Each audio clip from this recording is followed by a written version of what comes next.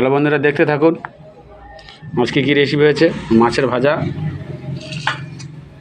সজনে ডাঁটা, আলু বেগুন দিয়ে শাক দিয়ে একটা তরকারি হয়েছে, চচ্চড়ি মতো। আর রেসিপি হয়েছে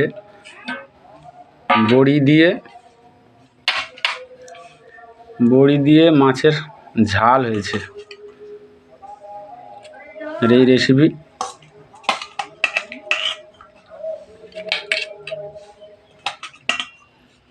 আর কিছু নেই বন্ধুরা, দেখতে থাকুন। বন্ধুরা, কেমন লাগলো এই ভিডিও কমেন্ট করে জানাবে বন্ধুরা।